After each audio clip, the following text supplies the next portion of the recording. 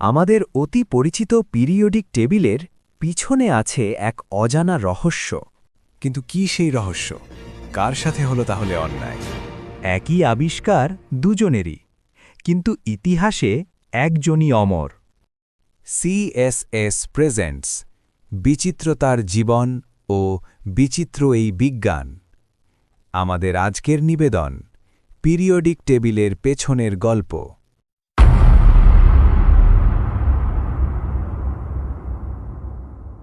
Dmitry, ওই ঘড়িটার শব্দ শুনতে পাচ্ছেন? সময় চলে যাচ্ছে, অথচ আমার মনে হচ্ছে আমি যেন 1870 সালেই আটকে আছি। ওই একটা বছর আমার জীবনের সব আলো কেড়ে নিল। বিজ্ঞান কোনো দৌড় প্রতিযোগিতা নয় মেয়ের। আপনি নিজেকে এভাবে শাস্তি দিচ্ছেন কেন? শাস্তি দিচ্ছি না দিমিত্রি, আমি সত্যটা স্বীকার করছি। আজ যখন লোকে আপনার নাম নেয়, তাদের চোখে আমি এক অস্পষ্ট ছায়া।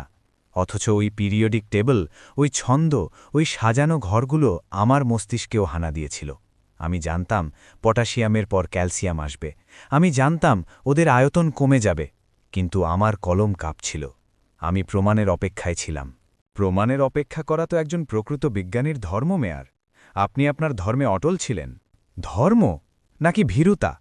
আপনি যখন একা সিলিকন বা একা অ্যালুমিনিয়ামের নাম লিখছিলেন, আমি তখন ঘরের কোণে বসে হিসেব মেলাচ্ছিলাম। আমি ভেবেছিলাম আপনি পাগল, কিন্তু যখন গ্যালিয়ান আবিষ্কৃত হল, ঈশ্বর, সেই দিন আমার মনে হয়েছিল আমার পায়ের তলা থেকে মাটি সরে যাচ্ছে। আমার নিজেরই আবিষ্কৃত সত্যের ভাগ নিতে আমি সাহস পাইনি। এটাই আমার আক্ষেপ।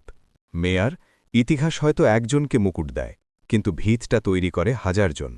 আপনার অ্যাটমিক ভলিউম কার্ভ না থাকলে আমার সারণীটা কেবল একটা তালিকার মতো দেখাত। আপনিই তো তাকে রূপ দিয়েছিলেন। রূপ দিয়েছিলাম, কিন্তু প্রাণ দিতে পারিনি দিমিত্রি। প্রাণটা দিয়েছেন আপনি।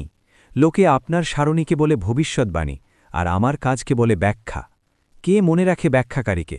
সবাই তো জাদুকরের ভবিষ্যৎবাণীই শুনতে চায়। আমার খুব কষ্ট হয় দিমিত্রি, খুব কষ্ট হয়। মনে হয় আমি জানলার ওপার থেকে উৎসবে অন্যকে হাসতে দেখছি, আর নিজে কেবল নিঃশব্দে ধুলো ঝাড়ছি। বন্ধু, বিজ্ঞান আপনাকে কোনোদিন ভুলবে না। মেডেল তো আমরা একসাথেই নিয়েছিলাম। মেডেল তো একটা ধাতুর টুকরো মাত্র। অমরত্ব তো আপনি পেয়েছেন। আমাকে ক্ষমা করবেন দিমিত্রি, আজকের রাতটা আমার কাছে বড্ড ভারী লাগছে।